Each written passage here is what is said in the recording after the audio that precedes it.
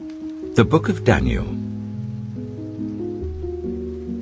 Daniel chapter 1. In the 3rd year of the reign of Jehoiakim, king of Judah, Nebuchadnezzar, king of Babylon, came to Jerusalem and besieged it. And the Lord delivered Jehoiakim, king of Judah, into his hand, along with some of the articles from the temple of God.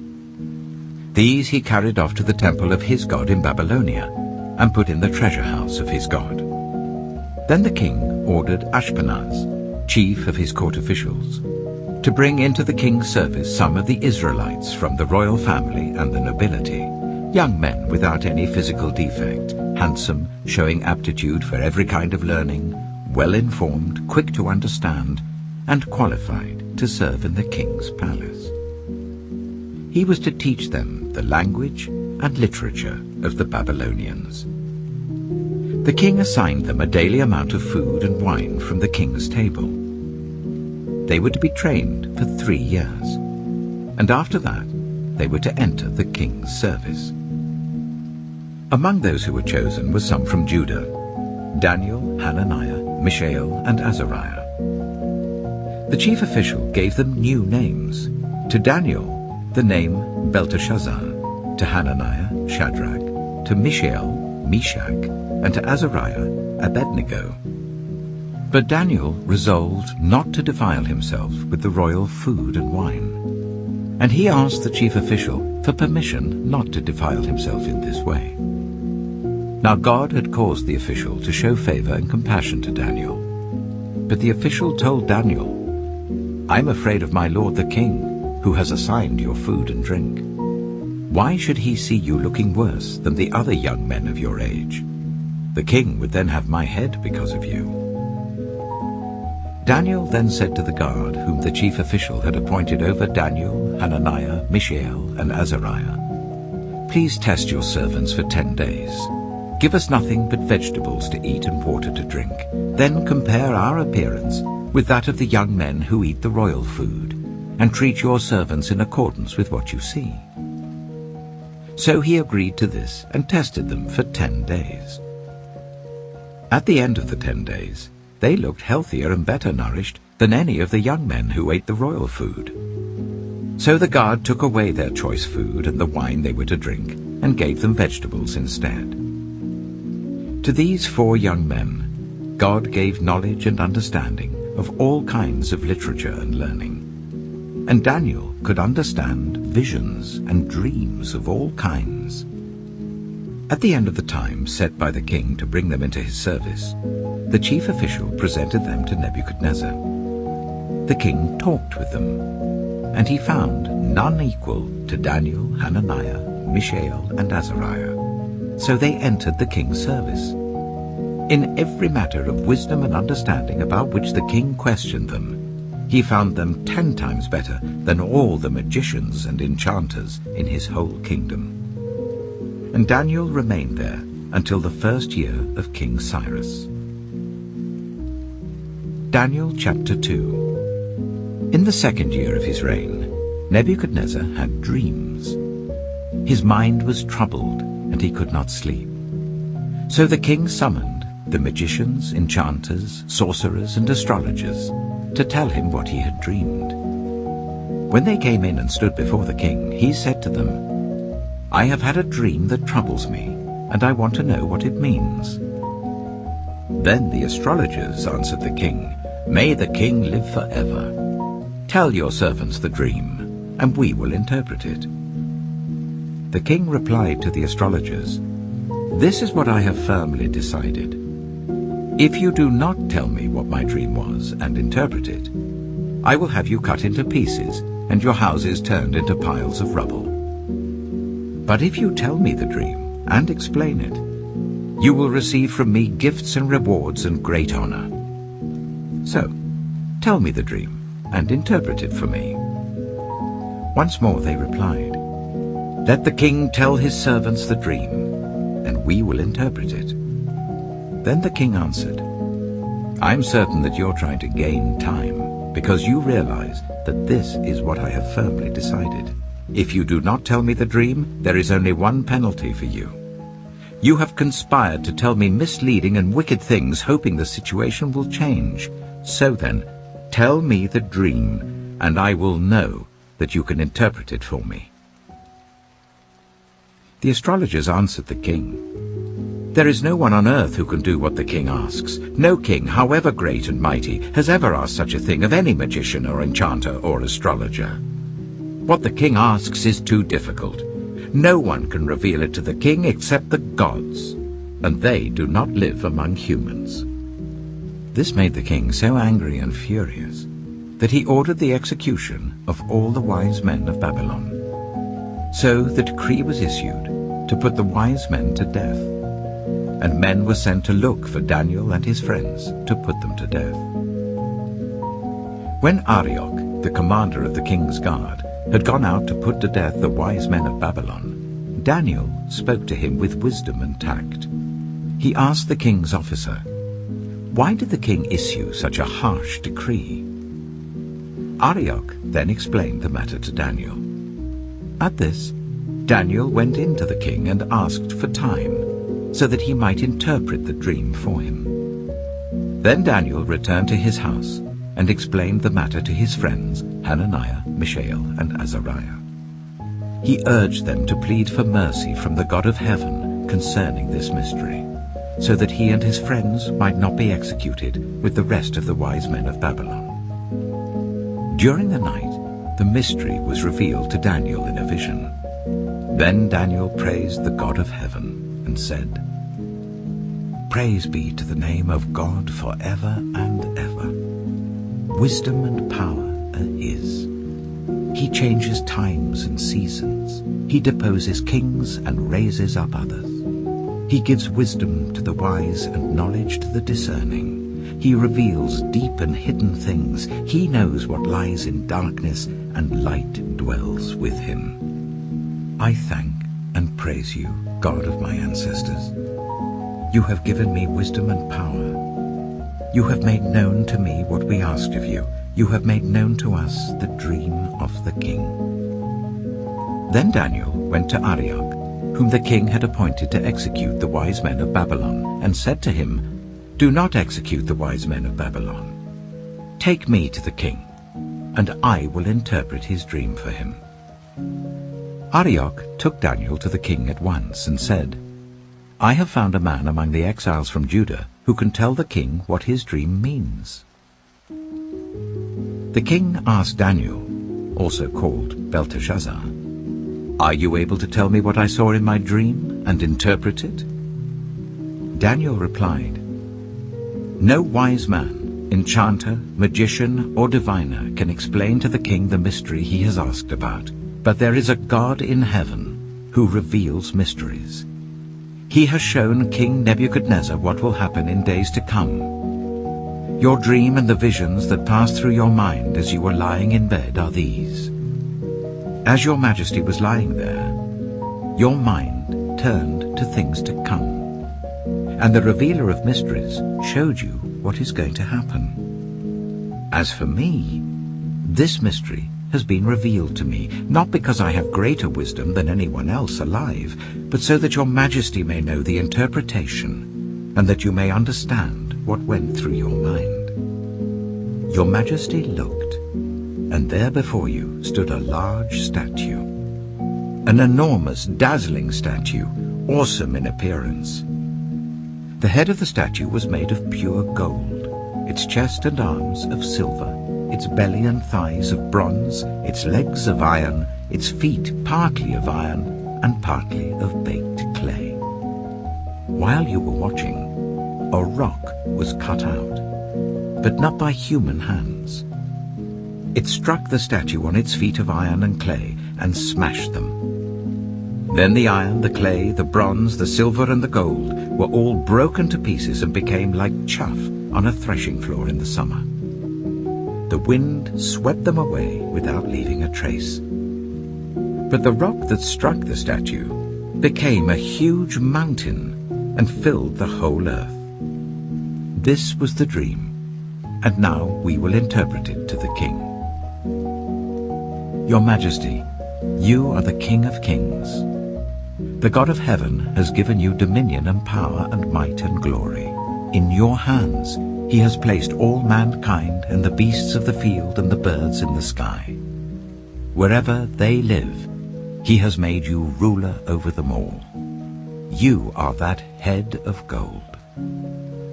After you, another kingdom will arise, inferior to yours. Next, a third kingdom, one of bronze, will rule over the whole earth. Finally, there will be a fourth kingdom, strong as iron. For iron breaks and smashes everything, and as iron breaks things to pieces, so it will crush and break all the others. Just as you saw that the feet and toes were partly of baked clay and partly of iron, so this will be a divided kingdom. Yet it will have some of the strength of iron in it, even as you saw iron mixed with clay. As the toes were partly iron and partly clay, so this kingdom will be partly strong and partly brittle. And just as you saw the iron mixed with baked clay, so the people will be a mixture and will not remain united, any more than iron mixes with clay. In the time of those kings, the God of heaven will set up a kingdom that will never be destroyed, nor will it be left to another people. It will crush all those kingdoms and bring them to an end, but it will itself endure forever. This is the meaning of the vision of the rock cut out of a mountain, but not by human hands, a rock that broke the iron, the bronze, the clay, the silver, and the gold to pieces. The great God has shown the king what will take place in the future. The dream is true, and its interpretation is trustworthy. Then King Nebuchadnezzar fell prostrate before Daniel, and paid him honor, and ordered that an offering and incense be presented to him. The king said to Daniel, "Surely your God is the God of gods, and the Lord of kings, and a revealer of mysteries, for you were able to reveal this mystery." Then the king placed Daniel in a high position, and lavished many gifts on him. He made him ruler over the entire province of Babylon, and placed him in charge of all its wise men. Moreover, at Daniel's request, the king appointed Shadrach, Meshach, and Abednego, chief ministers over the province of Babylon, while Daniel himself remained at the royal court. Daniel chapter 3. King Nebuchadnezzar made an image of gold, 60 cubits high and 6 cubits wide, and set it up on the plain of Dura in the province of Babylon. He then summoned the satraps, prefects, governors, advisers, treasurers, judges, magistrates, and all the other provincial officials to come to the dedication of the image he had set up. So the satraps, prefects, governors, advisers, treasurers, judges, magistrates, and all the other provincial officials assembled for the dedication of the image that King Nebuchadnezzar had set up, and they stood before it. Then the herald loudly proclaimed, "Nations and peoples of every language, this is what you are commanded to do. As soon as you hear the sound of the horn, flute, zither, lyre, harp, pipe, and all kinds of music, you must fall down and worship the image of gold that King Nebuchadnezzar has set up. Whoever does not fall down and worship will immediately be thrown into a blazing furnace." Therefore, as soon as they heard the sound of the horn, flute, zither, lyre, harp, and all kinds of music, all the nations and peoples of every language fell down and worshipped the image of gold that King Nebuchadnezzar had set up. At this time, some astrologers came forward and denounced the Jews. They said to King Nebuchadnezzar, "May the king live forever. Your Majesty has issued a decree that everyone who hears the sound of the horn, flute, zither, lyre, harp, pipe, and all kinds of music must fall down and worship the image of gold, and that whoever does not fall down and worship will be thrown into a blazing furnace.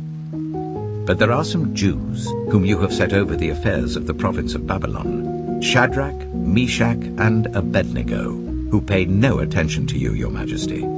They neither serve your gods nor worship the image of gold you have set up." Furious with rage, Nebuchadnezzar summoned Shadrach, Meshach, and Abednego. So these men were brought before the king. And Nebuchadnezzar said to them, "Is it true, Shadrach, Meshach, and Abednego, that you do not serve my gods or worship the image of gold I have set up?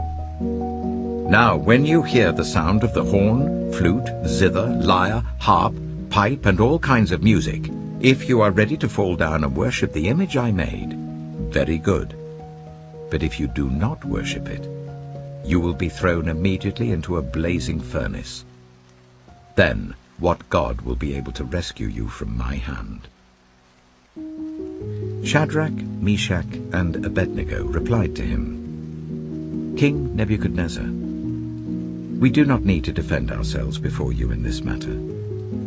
If we are thrown into the blazing furnace, the God we serve is able to deliver us from it, and he will deliver us from your majesty's hand. But even if he does not, we want you to know, your majesty, that we will not serve your gods or worship the image of gold you have set up." Then Nebuchadnezzar was furious with Shadrach, Meshach, and Abednego, and his attitude towards them changed. He ordered the furnace to be heated 7 times hotter than usual, and commanded some of the strongest soldiers in his army to tie up Shadrach, Meshach, and Abednego and throw them into the blazing furnace.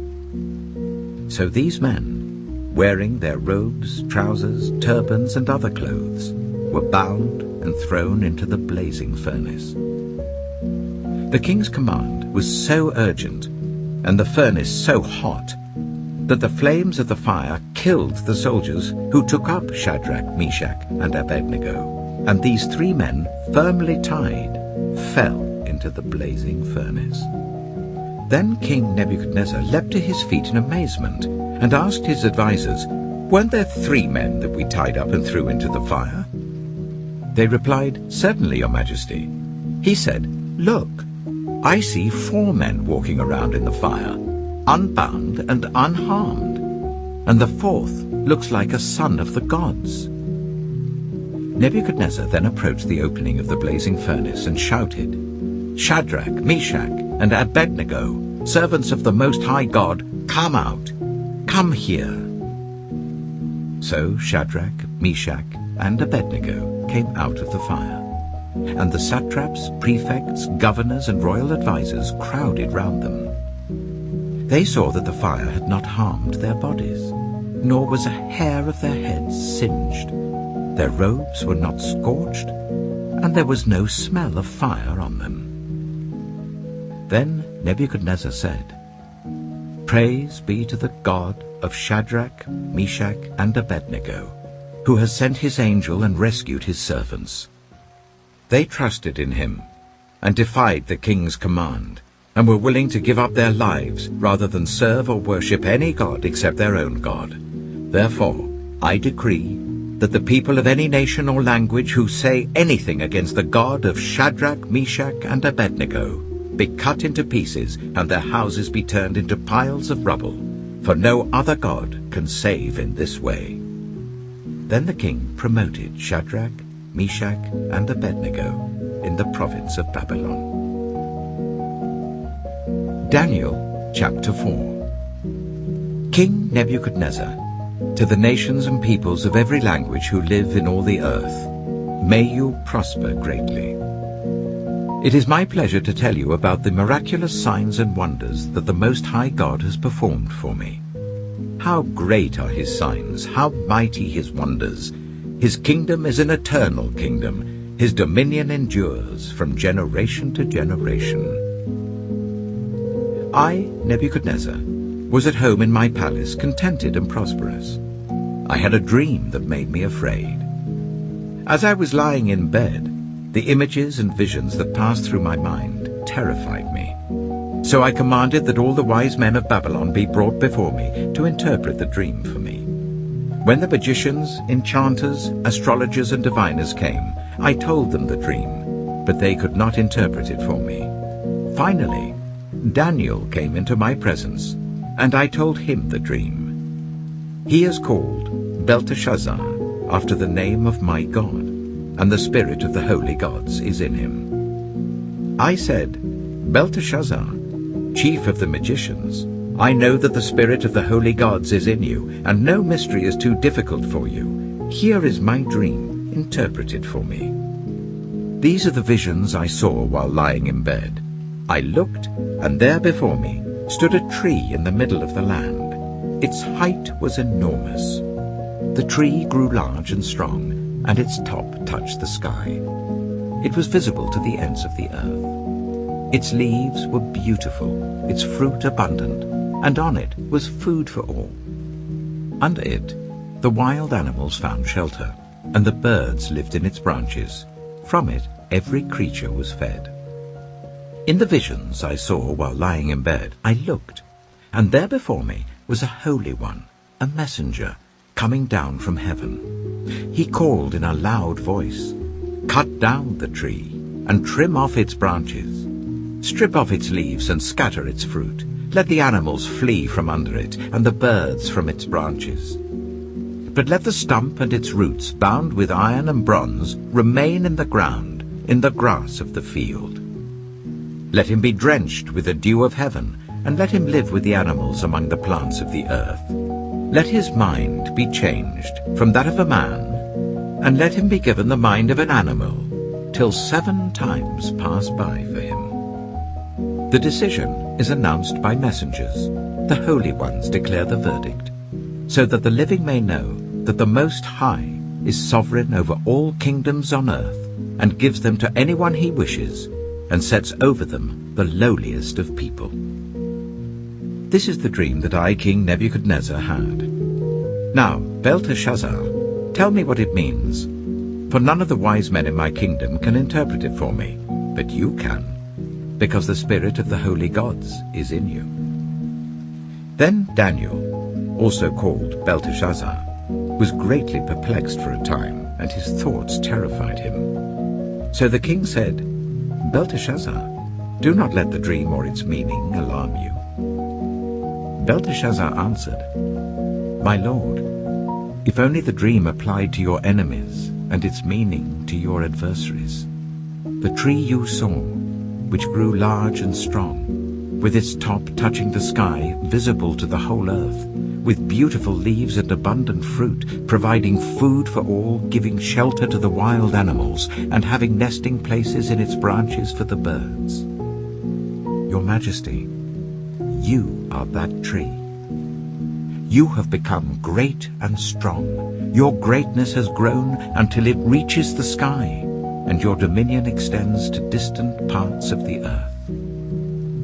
Your Majesty saw a holy one, a messenger, coming down from heaven and saying, "Cut down the tree and destroy it, but leave the stump, bound with iron and bronze, in the grass of the field, while its roots remain in the ground.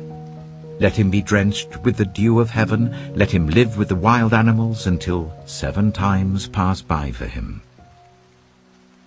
This is the interpretation, Your Majesty, and this is the decree the Most High has issued against my lord the king. You will be driven away from people, and will live with the wild animals. You will eat grass like the ox, and be drenched with the dew of heaven. 7 times will pass by for you, until you acknowledge that the Most High is sovereign over all kingdoms on earth, and gives them to anyone he wishes. The command to leave the stump of the tree with its roots means that your kingdom will be restored to you when you acknowledge that heaven rules. Therefore, Your Majesty, be pleased to accept my advice. Renounce your sins by doing what is right, and your wickedness by being kind to the oppressed. It may be that then your prosperity will continue. All this happened to King Nebuchadnezzar. 12 months later, as the king was walking on the roof of the royal palace of Babylon, he said, "Is not this the great Babylon I have built as the royal residence, by my mighty power and for the glory of my majesty?" Even as the words were on his lips, a voice came from heaven. "This is what is decreed for you, King Nebuchadnezzar. Your royal authority has been taken from you. You will be driven away from people, and will live with the wild animals. You will eat grass like the ox. 7 times will pass by for you until you acknowledge that the Most High is sovereign over all kingdoms on earth and gives them to anyone he wishes." Immediately what had been said about Nebuchadnezzar was fulfilled. He was driven away from people and ate grass like the ox. His body was drenched with the dew of heaven until his hair grew like the feathers of an eagle and his nails like the claws of a bird. At the end of that time, I, Nebuchadnezzar, raised my eyes towards heaven, and my sanity was restored. Then I praised the Most High. I honored and glorified him who lives forever. His dominion is an eternal dominion. His kingdom endures from generation to generation. All the peoples of the earth are regarded as nothing. He does as he pleases with the powers of heaven and the peoples of the earth. No one can hold back his hand or say to him, "What have you done?" At the same time that my sanity was restored, my honor and splendor were returned to me for the glory of my kingdom. My advisers and nobles sought me out, and I was restored to my throne and became even greater than before. Now I, Nebuchadnezzar, praise and exalt and glorify the King of heaven, because everything he does is right, and all his ways are just. And those who walk in pride, he is able to humble. Daniel chapter 5. King Belshazzar gave a great banquet for 1,000 of his nobles and drank wine with them. While Belshazzar was drinking his wine, he gave orders to bring in the gold and silver goblets that Nebuchadnezzar his father had taken from the temple in Jerusalem, so that the king and his nobles, his wives and his concubines might drink from them.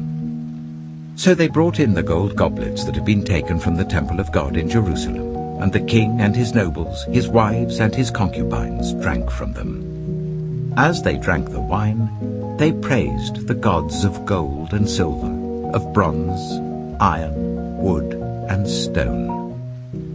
Suddenly, the fingers of a human hand appeared and wrote on the plaster of the wall near the lampstand in the royal palace. The king watched the hand as it wrote. His face turned pale, and he was so frightened that his legs became weak and his knees were knocking. The king summoned the enchanters, astrologers, and diviners.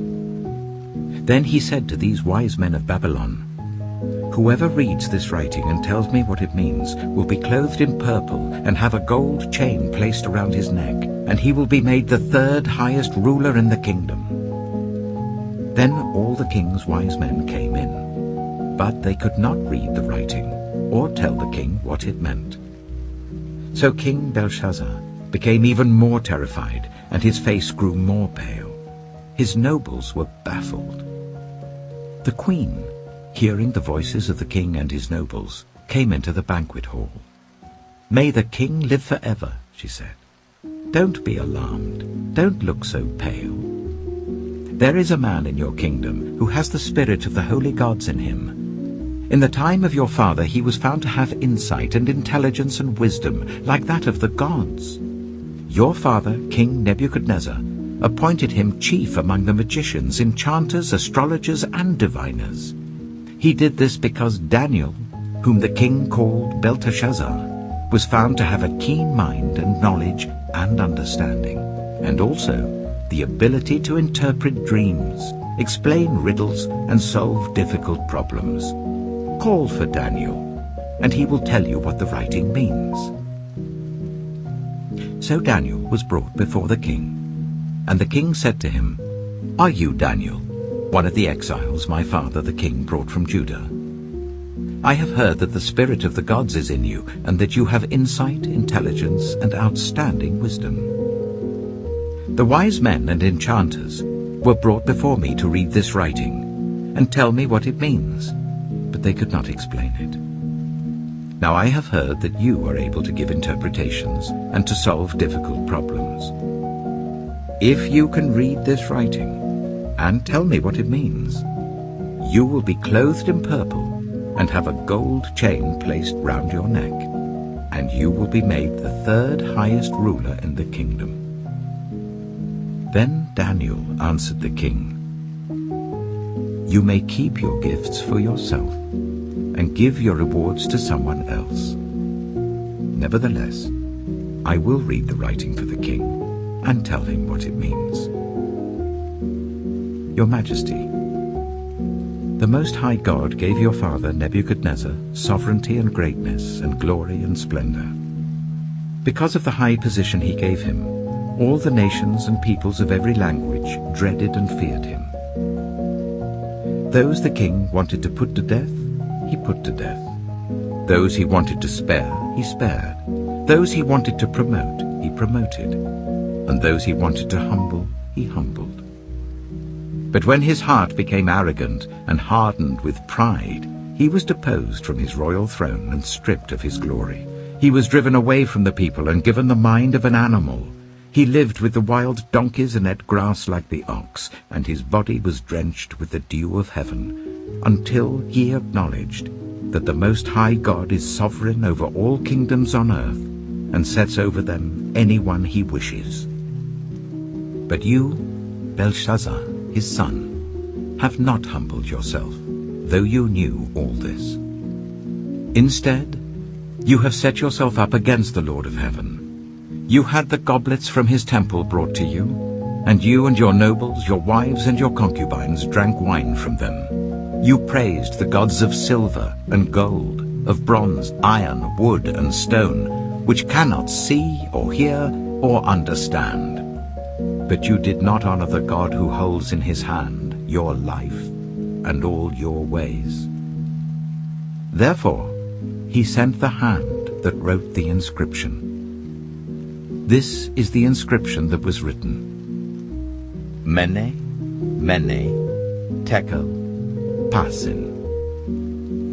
Here is what these words mean. Mene. God has numbered the days of your reign and brought it to an end. Tekel. You have been weighed on the scales and found wanting. Peres. Your kingdom is divided and given to the Medes and Persians. Then, at Belshazzar's command, Daniel was clothed in purple. A gold chain was placed round his neck, and he was proclaimed the third highest ruler in the kingdom. That very night, Belshazzar, king of the Babylonians, was slain, and Darius the Mede took over the kingdom at the age of 62. Daniel chapter 6. It pleased Darius to appoint 120 satraps to rule throughout the kingdom, with 3 chief ministers over them, one of whom was Daniel. The satraps were made accountable to them, so that the king might not suffer loss. Now Daniel so distinguished himself among the chief ministers and the satraps by his exceptional qualities, that the king planned to set him over the whole kingdom. At this, the chief ministers and the satraps tried to find grounds for charges against Daniel in his conduct of government affairs, but they were unable to do so. They could find no corruption in him, because he was trustworthy and neither corrupt nor negligent. Finally, these men said, "We will never find any basis for charges against this man Daniel, unless it has something to do with the law of his God." So these chief ministers and satraps went as a group to the king and said, "May King Darius live forever. The royal ministers, prefects, satraps, advisers, and governors have all agreed that the king should issue an edict and enforce the decree that anyone who prays to any god or human being during the next 30 days, except to you, your majesty, shall be thrown into the lion's den.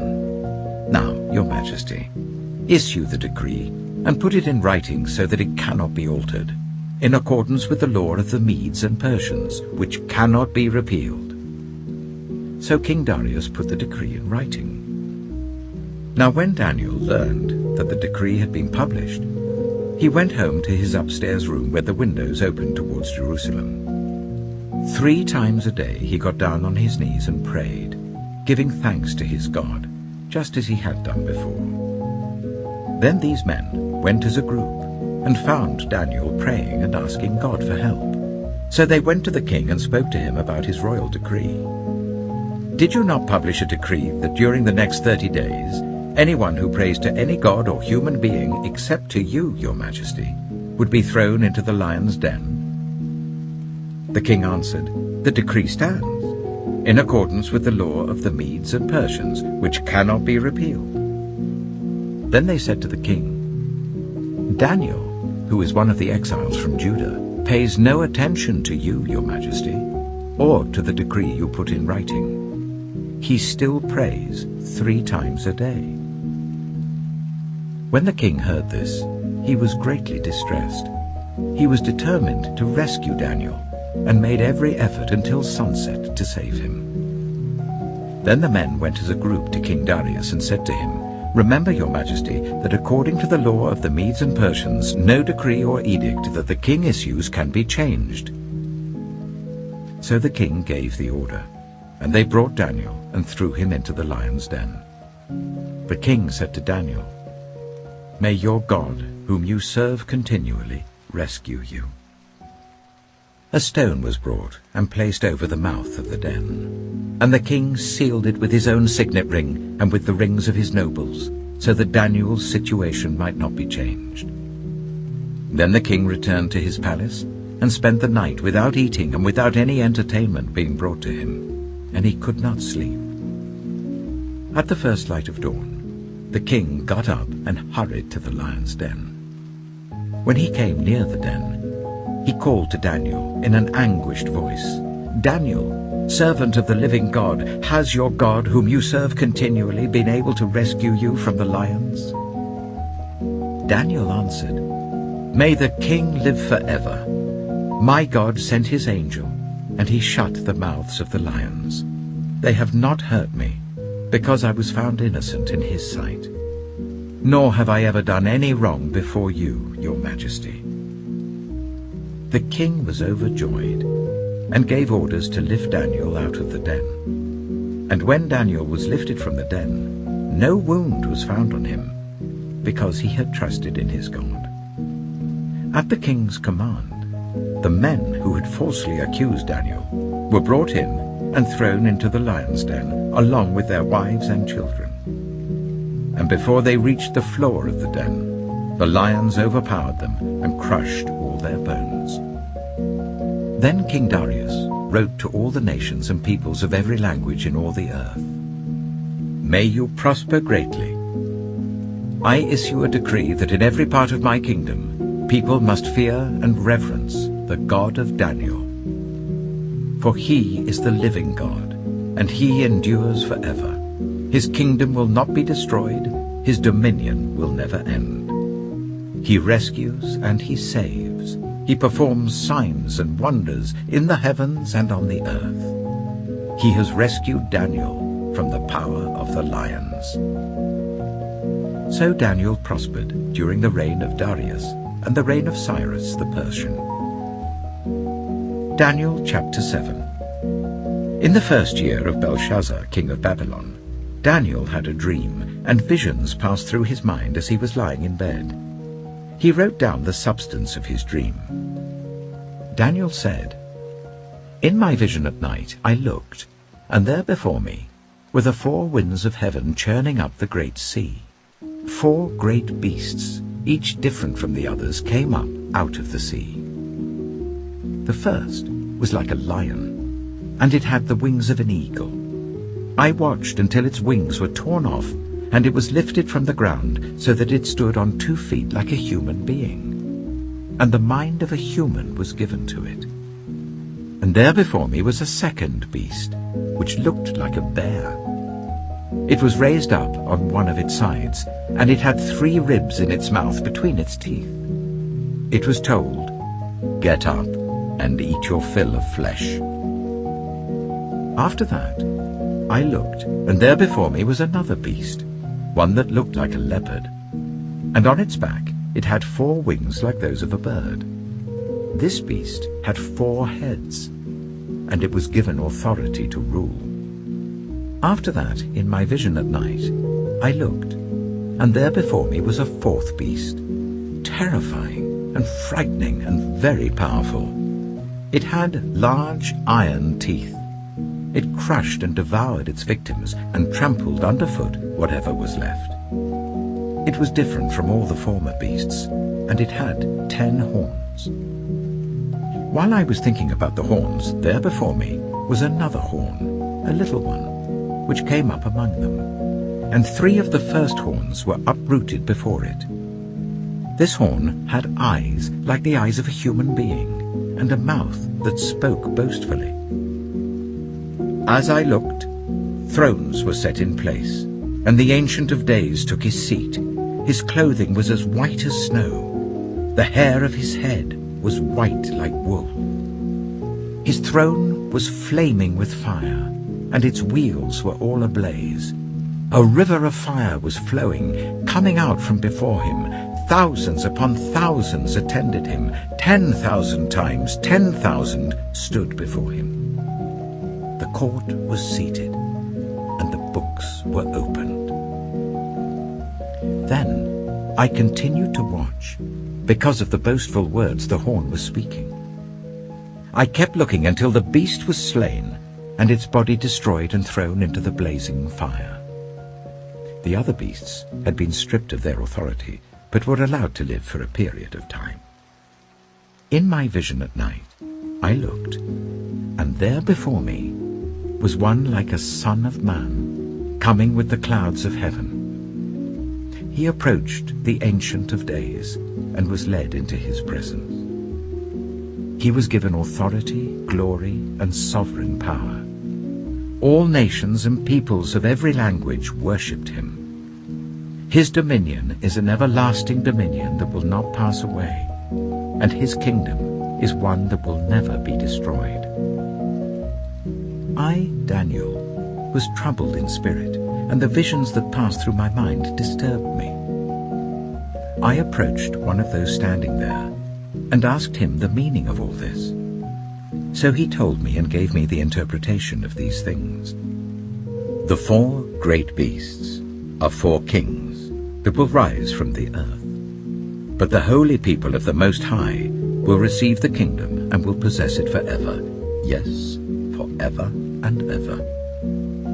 Then I wanted to know the meaning of the 4th beast, which was different from all the others and most terrifying, with its iron teeth and bronze claws, the beast that crushed and devoured its victims and trampled underfoot whatever was left. I also wanted to know about the 10 horns on its head, and about the other horn that came up, before which 3 of them fell, the horn that looked more imposing than the others, and that had eyes and a mouth that spoke boastfully. As I watched, this horn was waging war against the holy people and defeating them, until the Ancient of Days came and pronounced judgment in favor of the holy people of the Most High, and the time came when they possessed the kingdom. He gave me this explanation. The 4th beast is a 4th kingdom that will appear on earth. It will be different from all the other kingdoms, and will devour the whole earth, trampling it down and crushing it. The 10 horns are 10 kings, who will come from this kingdom. After them another king will arise, different from the earlier ones. He will subdue 3 kings. He will speak against the Most High and oppress his holy people, and try to change the set times and the laws. The holy people will be delivered into his hands for a time, times and half a time. But the court will sit, and his power will be taken away and completely destroyed forever. Then the sovereignty, power, and greatness of all the kingdoms under heaven will be handed over to the holy people of the Most High. His kingdom will be an everlasting kingdom, and all rulers will worship and obey him. This is the end of the matter. I, Daniel, was deeply troubled by my thoughts, and my face turned pale, but I kept the matter to myself.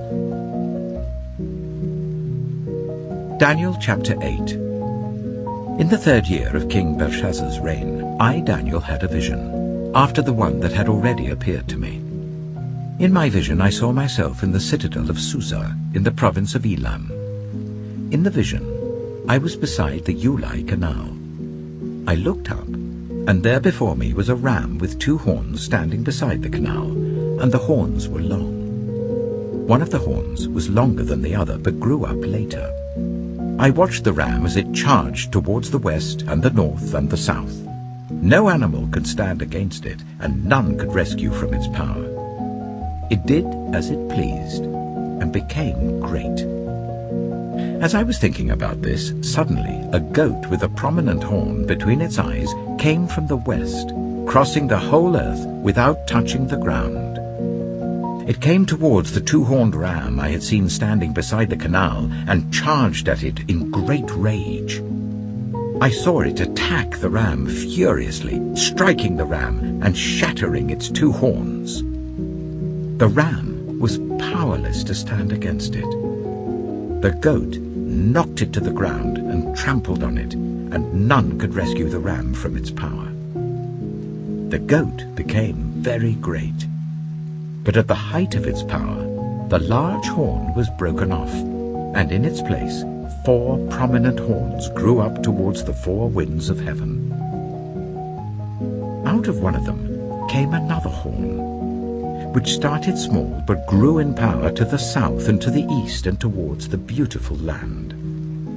It grew until it reached the host of the heavens, and it threw some of the starry host down to the earth and trampled on them. It set itself up to be as great as the commander of the army of the Lord. It took away the daily sacrifice from the Lord, and his sanctuary was thrown down. Because of rebellion, the Lord's people and the daily sacrifice were given over to it. It prospered in everything it did, and truth was thrown to the ground. Then I heard a Holy One speaking, and another Holy One said to him, "How long will it take for the vision to be fulfilled?" The vision concerning the daily sacrifice, the rebellion that causes desolation, the surrender of the sanctuary, and the trampling underfoot of the Lord's people. He said to me, "It will take 2,300 evenings and mornings. Then the sanctuary will be reconsecrated." While I, Daniel, was watching the vision and trying to understand it, there before me stood one who looked like a man. And I heard a man's voice from the Ulai calling, "Gabriel, tell this man the meaning of the vision." As he came near the place where I was standing, I was terrified and fell prostrate. "Son of man," he said to me, "understand that the vision concerns the time of the end." While he was speaking to me, I was in a deep sleep with my face to the ground. Then he touched me and raised me to my feet. He said, "I am going to tell you what will happen later in the time of wrath, because the vision concerns the appointed time of the end. The 2-horned ram that you saw represents the kings of Media and Persia. The shaggy goat is the king of Greece, and the large horn between its eyes is the first king. The 4 horns that replace the one that was broken off represent 4 kingdoms that will emerge from his nation, but will not have the same power. In the latter part of their reign, when rebels have become completely wicked, a fierce-looking king, a master of intrigue, will arise. He will become very strong, but not by his own power. He will cause astounding devastation and will succeed in whatever he does. He will destroy those who are mighty, the holy people. He will cause deceit to prosper, and he will consider himself superior. When they feel secure, he will destroy many and take his stand against the Prince of Princes. Yet he will be destroyed, but not by human power. The vision of the evenings and mornings that has been given you is true, but seal up the vision, for it concerns the distant future. I, Daniel, was worn out.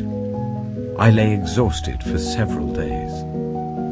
Then I got up and went about the king's business. I was appalled by the vision. It was beyond understanding. Daniel chapter 9. In the first year of Darius, son of Xerxes, a Mede by descent, who was made ruler over the Babylonian kingdom, in the first year of his reign, I, Daniel, understood from the Scriptures, according to the word of the Lord given to Jeremiah the prophet, that the desolation of Jerusalem would last 70 years.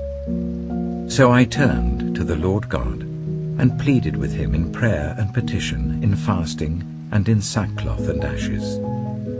I prayed to the Lord my God, and confessed, Lord, the great and awesome God, who keeps his covenant of love with those who love him and keep his commandments, we have sinned and done wrong. We have been wicked and have rebelled. We have turned away from your commands and laws. We have not listened to your servants the prophets, who spoke in your name to our kings, our princes, and our ancestors, and to all the people of the land. Lord, you are righteous, but this day we are covered with shame. The people of Judah and the inhabitants of Jerusalem and all Israel, both near and far, in all the countries where you have scattered us because of our unfaithfulness to you. We and our kings, our princes and our ancestors are covered with shame, Lord, because we have sinned against you. The Lord our God is merciful and forgiving, even though we have rebelled against him. We have not obeyed the Lord our God or kept the laws he gave us through his servants the prophets. All Israel has transgressed your law and turned away, refusing to obey you. Therefore, the curses and sworn judgments written in the law of Moses, the servant of God, have been poured out on us because we have sinned against you. You have fulfilled the word spoken against us and against our rulers by bringing on us great disaster. Under the whole heaven, nothing has ever been done like what has been done to Jerusalem. Just as it is written in the law of Moses, all this disaster has come on us.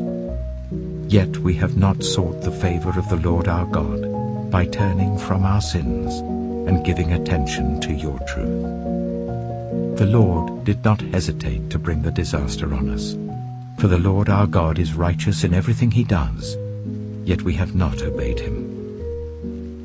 Now, Lord our God, who brought your people out of Egypt with a mighty hand, and who made for yourself a name that endures to this day, we have sinned. We have done wrong.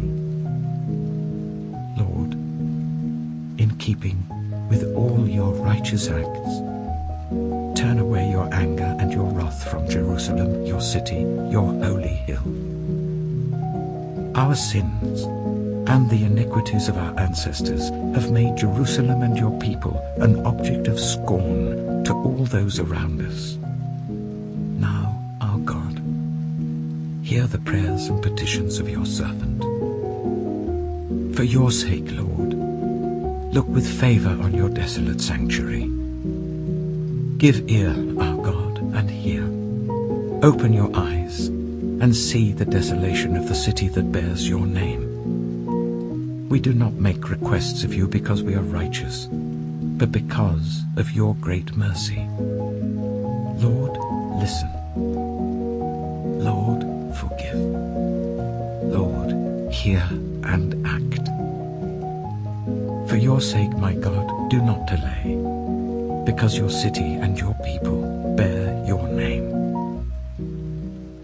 While I was speaking and praying, confessing my sin and the sin of my people Israel, and making my request to the Lord my God for his holy hill, while I was still in prayer, Gabriel, the man I had seen in the earlier vision, came to me in swift flight about the time of the evening sacrifice.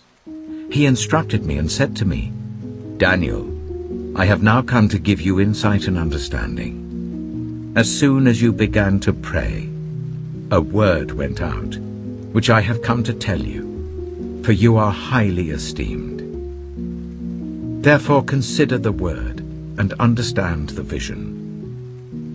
70 sevens are decreed for your people and your holy city, to finish transgression, to put an end to sin, to atone for wickedness, to bring in everlasting righteousness, to seal up vision and prophecy, and to anoint the most holy place.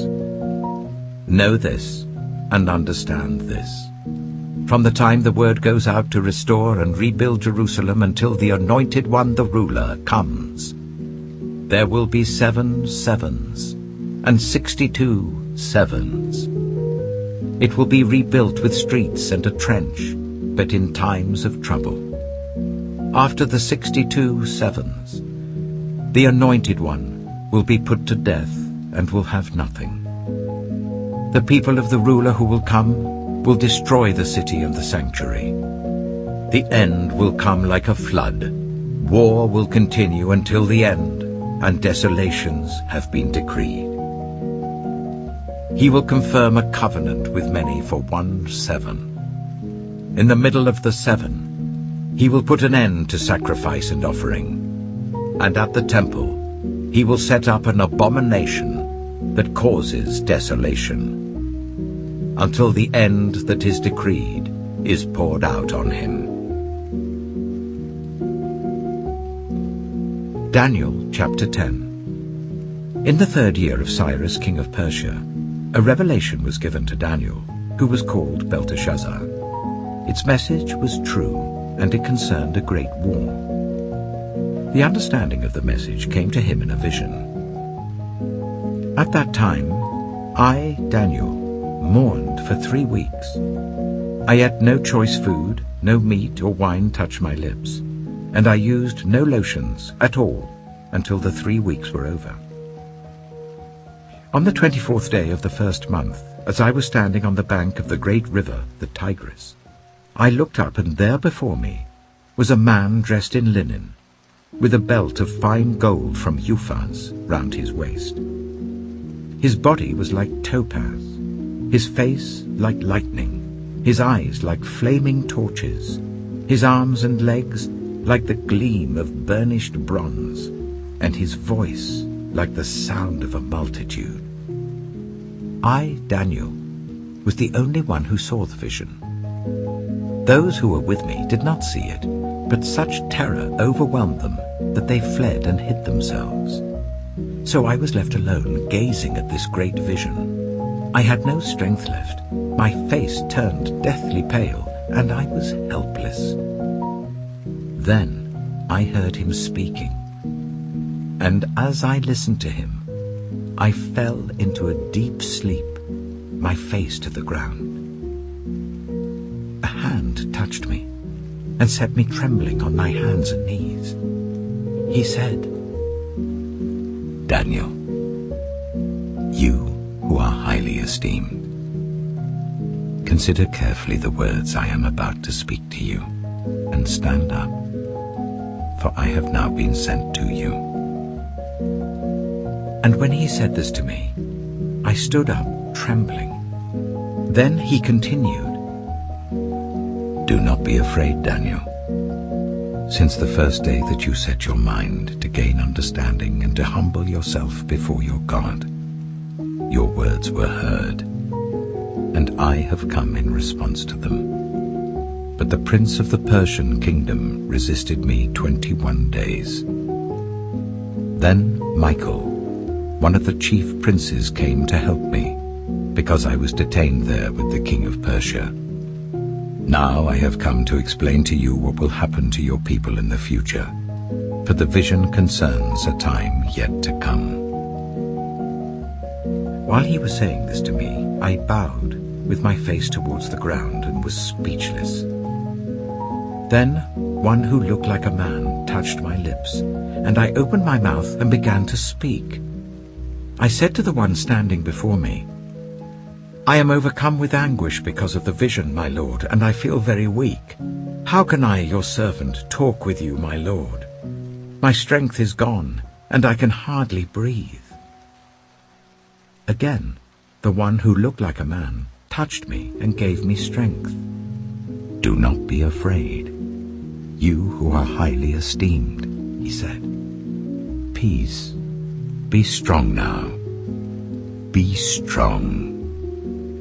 When he spoke to me, I was strengthened, and said, "Speak, my lord, since you have given me strength." So he said, "Do you know why I have come to you? Soon I will return to fight against the prince of Persia, and when I go, the prince of Greece will come. But first I will tell you what is written in the book of truth. No one supports me against them, except Michael, your prince." Daniel chapter 11. And in the first year of Darius the Mede, I took my stand to support and protect him. Now then, I tell you the truth. 3 more kings will arise in Persia, and then a 4th, who will be far richer than all the others. When he has gained power by his wealth, he will stir up everyone against the kingdom of Greece. Then a mighty king will arise, who will rule with great power and do as he pleases. After he has risen, his empire will be broken up and parceled out towards the 4 winds of heaven. It will not go to his descendants, nor will it have the power he exercised, because his empire will be uprooted and given to others.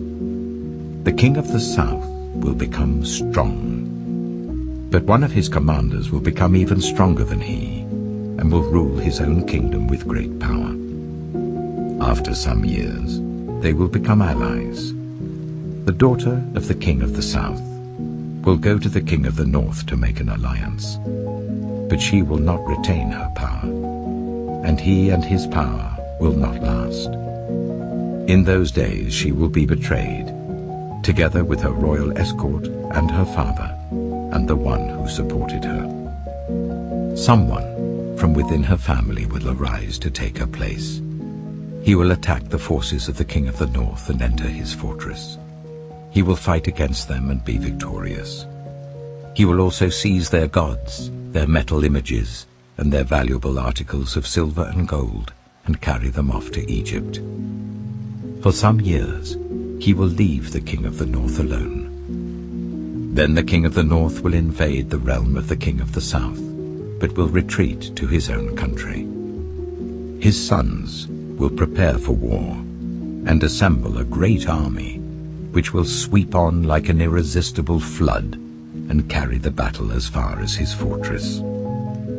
Then the king of the south will march out in a rage and fight against the king of the north, who will raise a large army, but it will be defeated. When the army is carried off, the king of the south will be filled with pride and will slaughter many thousands.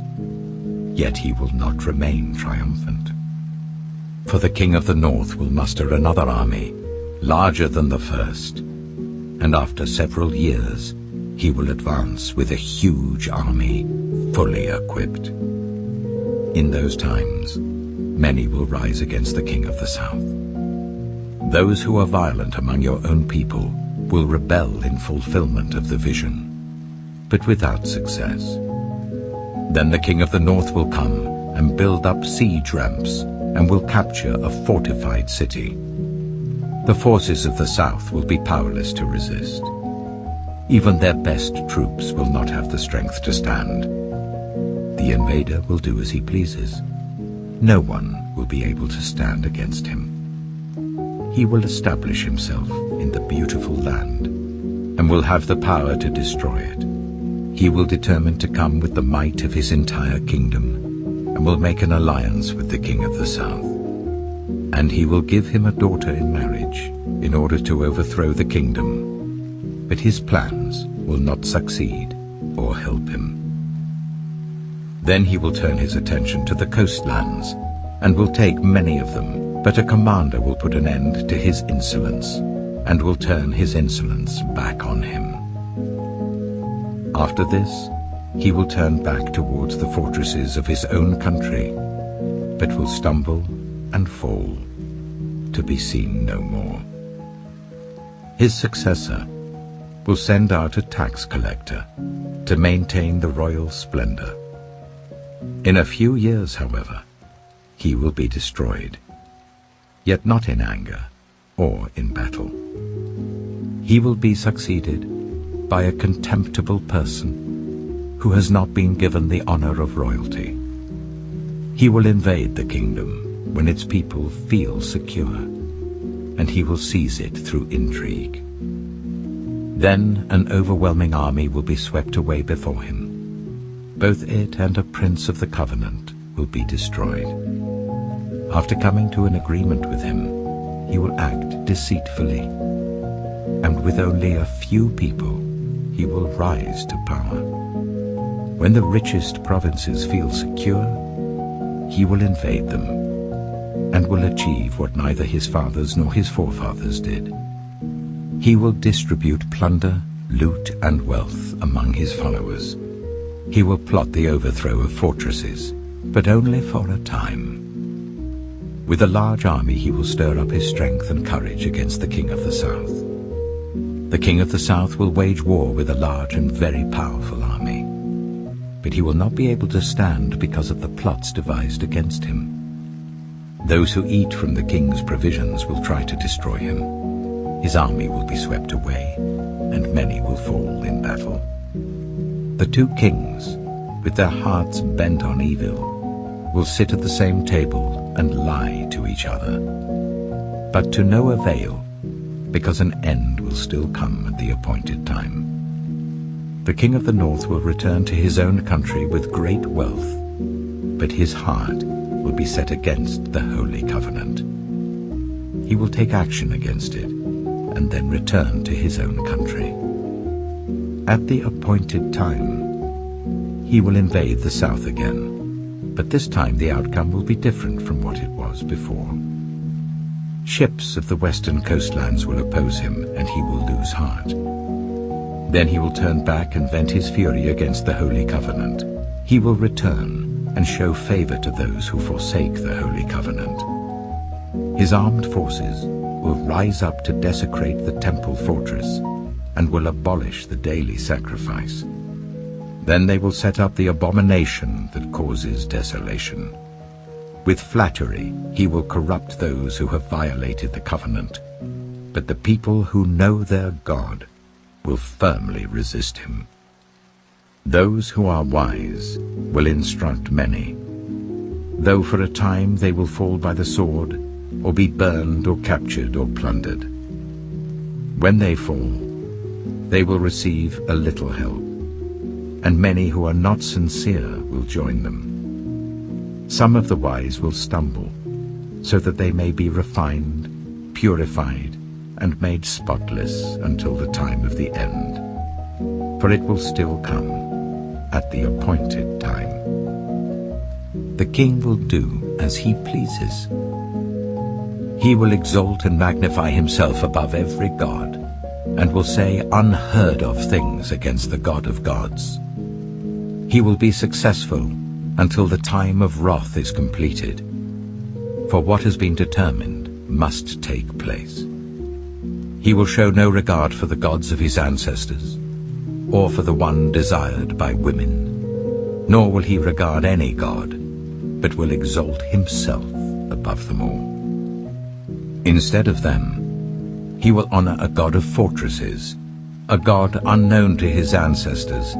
He will honor with gold and silver, with precious stones and costly gifts. He will attack the mightiest fortresses with the help of a foreign god, and will greatly honor those who acknowledge him. He will make them rulers over many people, and will distribute the land at a price. At the time of the end, the king of the south will engage him in battle, and the king of the north will storm out against him with chariots and cavalry and a great fleet of ships. He will invade many countries and sweep through them like a flood. He will also invade the beautiful land. Many countries will fall, but Edom, Moab, and the leaders of Ammon will be delivered from his hand. He will extend his power over many countries. Egypt will not escape. He will gain control of the treasures of gold and silver and all the riches of Egypt, with the Libyans and Cushites in submission. But reports from the east and the north will alarm him, and he will set out in a great rage to destroy and annihilate many. He will pitch his royal tents between the seas at the beautiful holy mountain. Yet he will come to his end, and no one will help him. Daniel chapter 12. At that time, Michael, the great prince who protects your people, will arise.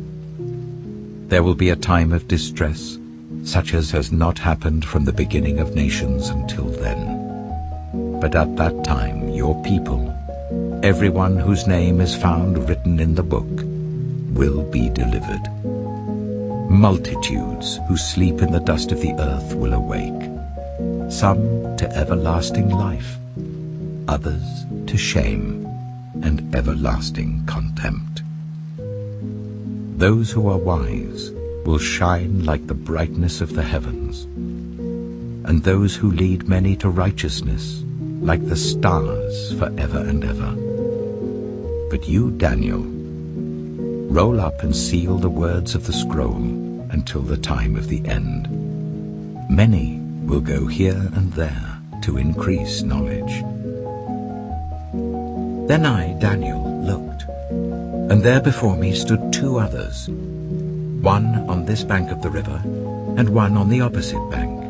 One of them said to the man clothed in linen, who was above the waters of the river, "How long will it be before these astonishing things are fulfilled?" The man clothed in linen, who was above the waters of the river, lifted his right hand and his left hand towards heaven. And I heard him swear by him who lives forever, saying, "It will be for a time, times and half a time, when the power of the holy people has been finally broken. All these things will be completed." I heard, but I did not understand. So I asked, "My Lord, what will the outcome of all this be?" He replied, "Go your way, Daniel, because the words are rolled up and sealed until the time of the end. Many will be purified, made spotless and refined, but the wicked will continue to be wicked. None of the wicked will understand, but those who are wise will understand. From the time that the daily sacrifice is abolished, and the abomination that causes desolation is set up, there will be 1,290 days. Blessed is the one who waits for and reaches the end of the 1,335 days. As for you, go your way till the end. You will rest, and then at the end of the days you will rise to receive your allotted inheritance."